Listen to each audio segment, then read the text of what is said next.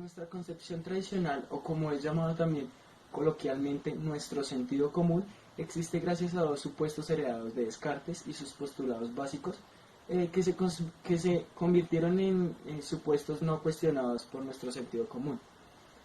Los humanos adoptamos la filosofía de Descartes sin siquiera conocerla. ¿Por qué? Esto se dio porque la cultura lingüística a la que nosotros pertenecemos acogió estos postulados. Para el primer supuesto de que queremos hablar, queremos aclarar que se sustenta en el dualismo originario, que cree en la existencia de dos principios supremos o dos sustancias incorregibles. Para Descartes, estas sustancias incorregibles fueron res cogitans y la res extensa. La primera es la razón o el pensamiento que nos constituye como sujetos, y la segunda es en la que se encuentran todos los objetos de la naturaleza, incluyendo nuestro cuerpo. ¿Esto en qué se puede resumir? Se puede resumir diciendo que los objetos presentes en la naturaleza simplemente están allí, en la naturaleza. Los podemos percibir con nuestros sentidos y es algo que no es cuestionado. Pero la percepción que podemos tener de estos objetos que se encuentran a nuestro alrededor puede variar o se puede distorsionar debido a la razón, al conocimiento que tenemos de esto. Por ejemplo, si una persona oye el sonido de una campana y esta persona va constantemente a misa, va sabe que antes de cada misa suena la campana, lo hace tener una representación mental con tan solo escuchar el sonido de la campana de la iglesia, de que va a haber una misa. Por el contrario, alguien que no esté relacionado con la iglesia, simplemente este sonido se le hará un poco extraño o lo relacionará con otra cosa distinta. En el segundo supuesto que tenemos, encontramos que la razón nos define como sujetos, nos clasifica como seres pensantes, y gracias a esto es posible decir que detrás de toda acción que se realiza hay un razonamiento. Incluso cuando pensamos en un momento en que no hayamos dicho, que actuamos sin razón o inconscientemente, siempre se buscan razones, las razones que nos llevaron a esta acción. Por lo tanto, siempre se va a seguir manteniendo el supuesto de que la razón conduce a la acción humana. Después de un tiempo, la razón dejó de ser una característica humana para transformarse en un principio universal, y la ciencia empezó a realizar un esfuerzo para demostrar que la naturaleza en sí se comportaba racionalmente. Gracias a esto, el filósofo alemán llamado Leibniz terminó proclamando que todo tiene una razón. Un tiempo después, un filósofo también alemán llamado Hegel sostendría una identidad en la que afirma que todo lo real es racional y todo lo racional es real. Razón y lenguaje. La razón y el lenguaje habla de que los seres humanos somos seres lingüísticos. El lenguaje nos hace ser recursivos, es decir, que podemos cuestionarnos, interpretar y dar explicaciones. Desde la ontología del lenguaje, la razón es un tipo de experiencia humana que se deriva del lenguaje. La razón de un fenómeno no pertenece al fenómeno, sino a su explicación. No hay razones detrás de los fenómenos, solo existe la capacidad de los seres humanos de entregar explicaciones para conferir sentido al acontecer al que están expuestos. Bueno, yo les hablaré de la crítica de Heidegger a Descartes. Martin Heidegger en el siglo XX hizo una gran crítica a Descartes. Descartes separaba ser y mundo, sujeto y objeto, y res cogitans y res extensa. Res cogitans se refiere al mundo pensante o mundo mental, y res extensa se refiere al mundo material. Para Heidegger era muy equivocado y muy erróneo proceder de tal manera. Para él, el fenómeno primario era el ser en el mundo, pues no había un ser que no estuviera en el mundo, ni un mundo que estuviera hecho para un ser. De tal manera, era fundamental saber que estos se constituían de forma simultánea. Distinción de la transparencia. La transparencia es una actividad no pensante, no deliberativa y no reflexiva. También es una acción con un umbral mínimo de conciencia. Constituye la base y condición primordial de una acción humana. Por ejemplo, cuando caminamos, cuando subimos las escaleras, cuando martillamos un clavo en una pared, cuando comemos en la mesa, cuando escribimos en un computador, cuando hablamos por teléfono o cuando cocinamos. Todas estas acciones las hacemos en transparencia. No tenemos puesta nuestra atención en los pasos que damos al caminar o en el movimiento de nuestras manos al escribir. Tampoco proyectamos los siguientes movimientos que realizaremos. No seguimos supuestos ofrecidos por la interpretación de la acción racional, porque nuestra atención está en otra parte. Actuamos sin tener clara la conciencia de los escalones que estamos subiendo, del martillo, del clavo o de la pared, del tenedor que tenemos en la mano a la hora de comer, de la pantalla o del teclado, de la olla en la que estamos revolviendo lo que vamos a cocinar o el auricular del teléfono. Por ejemplo, vamos en la mañana manejando. El manubrio, los pedales o los otros autos que están a nuestro alrededor parecen ser transparentes, pero es porque nuestra mente no está puesta en ellas. Pensamos más bien en la conversación que tuvimos con nuestra pareja en la mesa del desayuno, en la llamada que llegaremos a hacer cuando lleguemos a la oficina o en la reunión que fijamos después del almuerzo. Si nos detenemos a pensar en el recorrido que hicimos, es muy probable que no lo recordemos o que recordemos pocos detalles. ¿No vemos esos detalles? Claro que los vemos, porque si no nos hubiéramos visto, no nos hubiéramos detenido en un semáforo que tuviera la luz roja. Eso quiere decir que nos desplazamos en sintonía con el mundo, pero no nos detenemos a pensar en él, sino que fluimos en él. Y no solo no pensamos en lo que estamos haciendo, tampoco estamos en un mundo que se rige por la relación sujeto y objeto. Distinción de un quiebre. Solo emerge la deliberación y la conciencia de lo que estamos haciendo cuando el fluir de la transparencia se ve interrumpido por alguna razón y se produce un quiebre.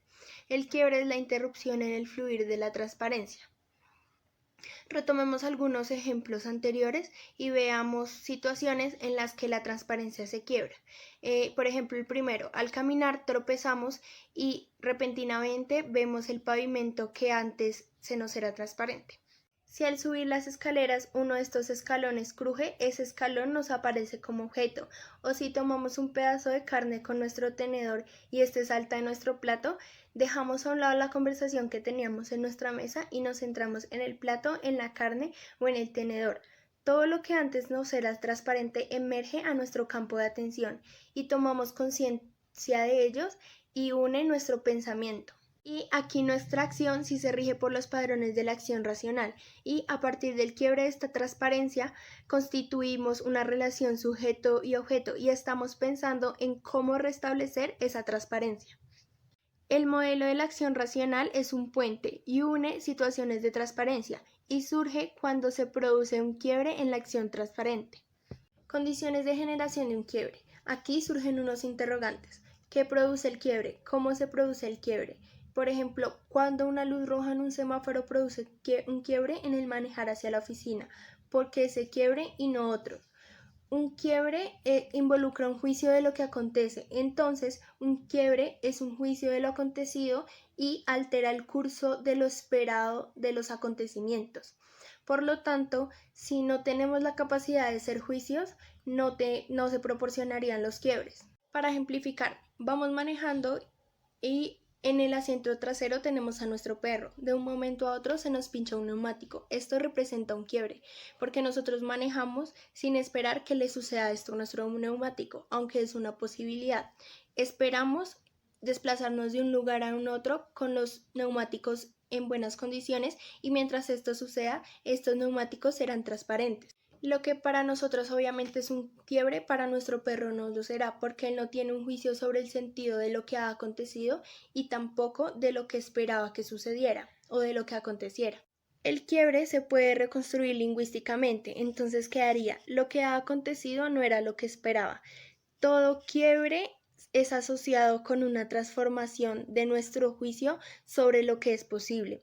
Y obviamente que se nos pinchara un neumático no era algo que se considera como imposible. Otro ejemplo: cuando alguien nos hace una promesa, nosotros sabemos que esa promesa puede ser revocada antes de que la cumplan o simplemente que no la cumplan. Pero nuestras expectativas siempre esperan que esa promesa sea cumplida. De no ser así, tampoco se Cierra a la posibilidad de un incumplimiento. Si hay un incumplimiento, hay un quiebre. Como ya escucharon anteriormente, el quiebre transforma nuestro juicio. Esta transformación puede tomar dos caminos. Se puede convertir en un quiebre positivo o en un quiebre negativo. En cuanto al quiebre negativo, el autor da el siguiente ejemplo. Se nos pinchó un neumático, entonces no podré llegar al comienzo de la fiesta a la que me dirigía. Este es un quiebre porque afecta el momento en el que yo estaba. En este caso, el quiebre es que se nos pinchó el neumático.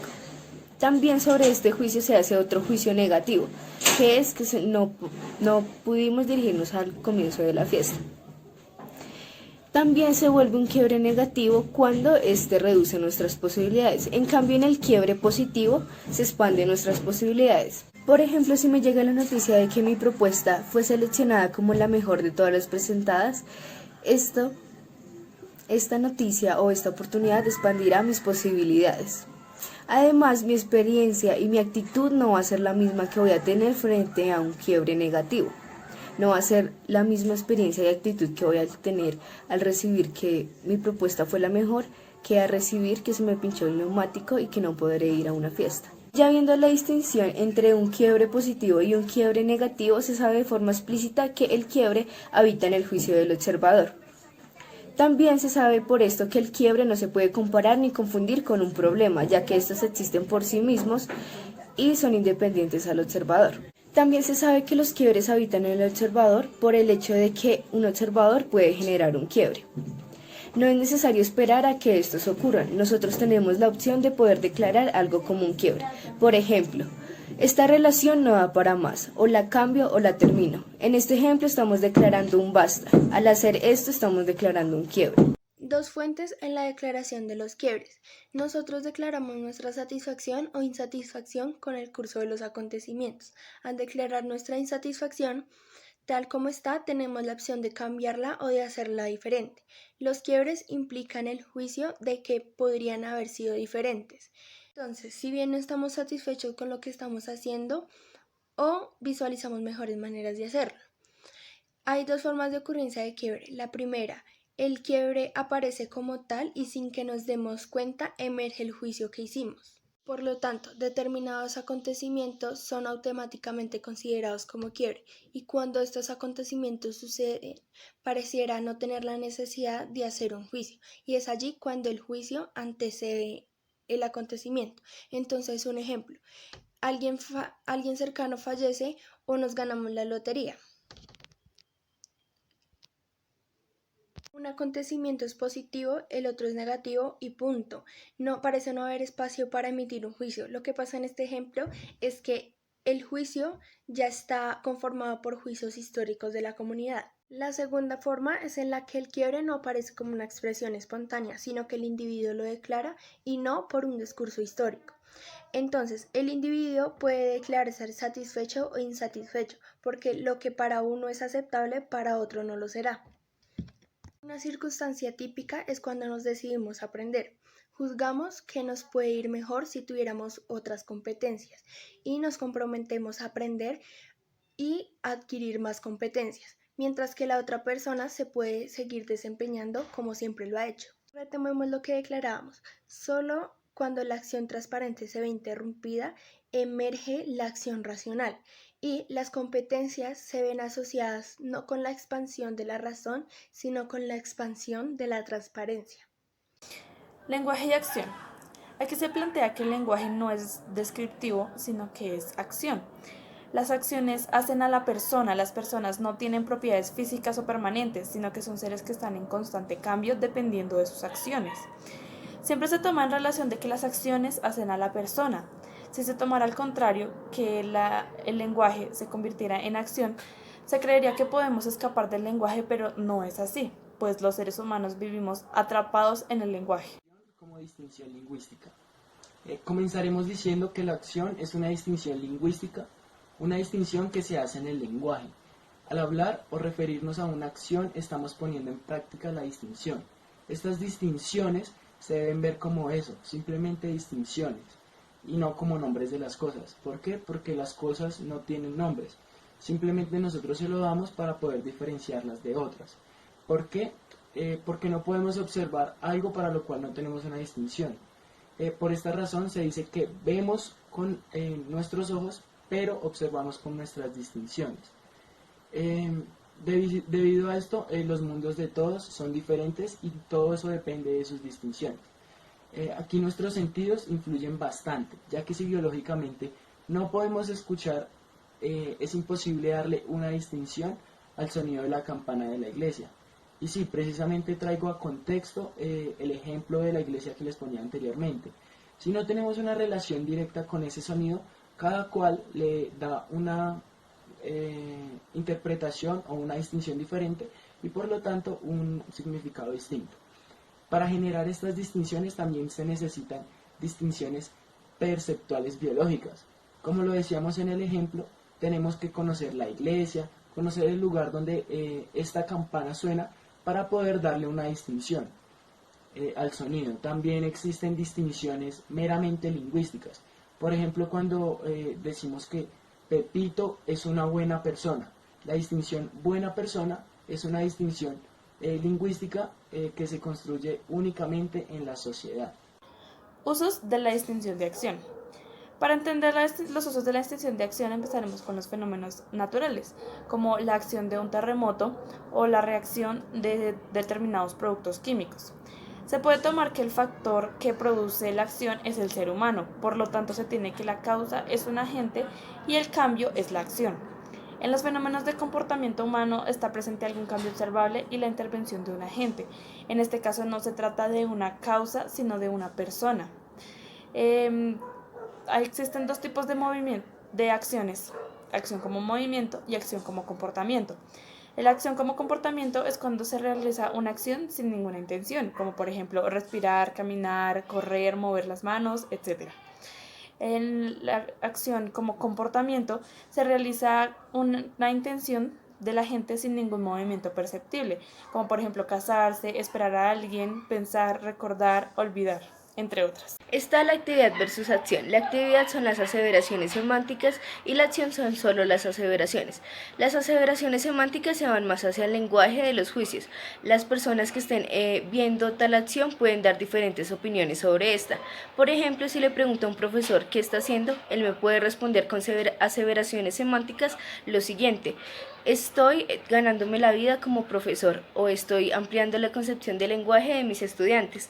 O puede que esté explicándole a una estudiante y quiera hacer que ella entienda tal cual lo que él está diciendo. Por otro lado, se puede responder también solo con aseveraciones, donde las aseveraciones se van más hacia el lenguaje de las afirmaciones. Por ejemplo, si vuelvo a hacer la misma pregunta al profesor ¿qué está haciendo?, me puede responder solo con aseveraciones como estoy caminando hacia el tablero, estoy señalando a Amalia, estoy hablando. Como se puede ver en este ejemplo, son solo afirmaciones con descripciones precisas. Acción directa y reflexiva. Existen dos clases de acción, la acción directa y la acción reflexiva. La acción reflexiva es cuando fijamos la acción de un determinado nivel y actuamos sobre esta acción. Un ejemplo que aparece en el libro es que queremos esculpir sobre una roca. Esta acción está dirigida a la roca. Si no se puede hacer un determinado corte, paramos y pensamos en cómo podríamos hacerlo. Esta acción no está dirigida a la roca, sino a la acción de esculpir en la roca. La acción directa es esculpir en la roca y la acción reflexiva será entonces especular otras formas de hacerlo. Como su nombre lo dice, la acción reflexiva es sobre reflexión, será una reflexión de la acción directa. Se pueden dar infinitas vueltas con esto si pensamos en algo como, siguiendo con el mismo ejemplo, quizás no estoy reflexionando de manera efectiva. Esta se volvería la acción reflexiva y la acción que antes era reflexiva se volverá directa. Acción contingente y recurrente.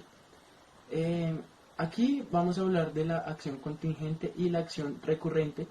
La primera es aquella que genera un individuo cuando no hay una forma determinada de actuar, o precisamente cuando no existe una acción recurrente.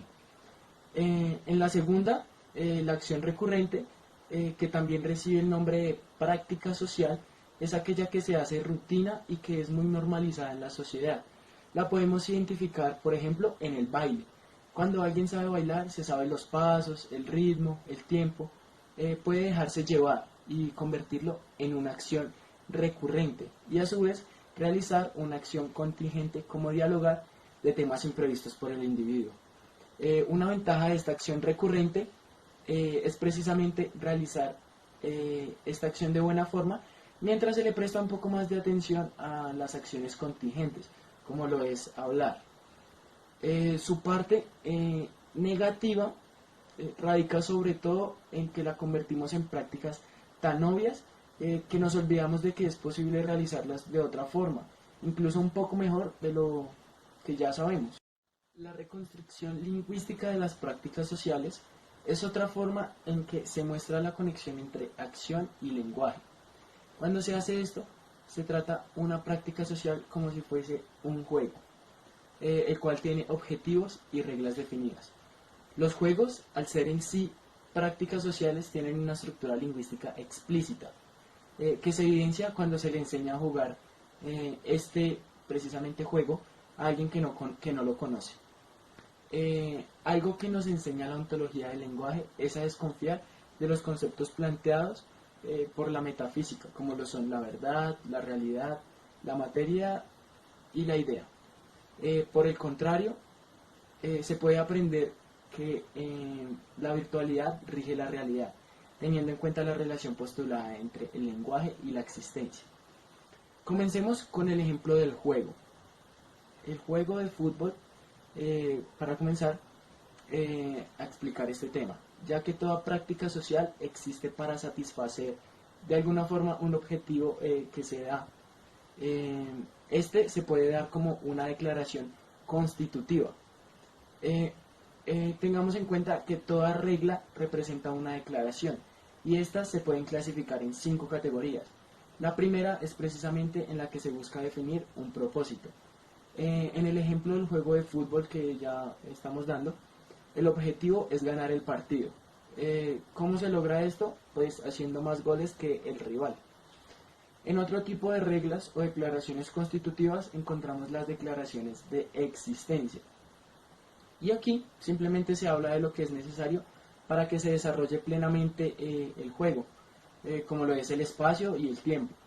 En este ejemplo que estamos dando encontramos que el espacio es la cancha con unas dimensiones específicas, unas áreas, unos arcos y unos límites que encontramos. La duración del juego también son 2 tiempos de 45 minutos, la existencia de 2 equipos, la existencia de árbitros, del balón, de los goles, en fin. Para terminar encontramos otro tipo de declaraciones constitutivas y son las que se reconocen como leyes de acción de juego, que definen lo que se puede y no se puede realizar durante el juego. Estas son reglas como que solo el arquero puede tocar el balón con las manos mientras la pelota está en juego, que los jugadores no se pueden golpear bruscamente, que el único que puede tomar decisiones sobre el juego es el árbitro, entre otras. Teniendo en cuenta esto, ninguna práctica social puede incumplir estas 3 declaraciones constitutivas. Por lo tanto, toda práctica social a la que se le cambie alguna de estas declaraciones que ya hemos nombrado, se convertirá en una nueva y diferente. Aparte de estas declaraciones, se distinguen 2 adicionales, que son las reglas estratégicas y las reglas para resolución de conflictos. Las primeras, es decir, las reglas estratégicas, no son indispensables, pero cuando las aplican, ayudan a que se juegue mejor. Cada equipo, en el caso que tenemos que es el del fútbol, nuestro ejemplo nos mostrará que hay gente que puede jugar con una regla del 4-3-3, otros con las reglas del 4-4-2, y cada quien las analiza de una forma diferente. En las segundas reglas, que son las de la resolución de conflictos, a pesar de que son imprescindibles, son muy importantes, ya que una regla constitutiva puede ser interpretada de manera distinta por las partes implicadas, es decir, por los diferentes equipos.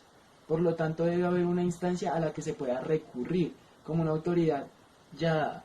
En resumen, cuando usamos de manera correcta las diferentes distinciones explicadas, se podrá reconstruir cualquier práctica social.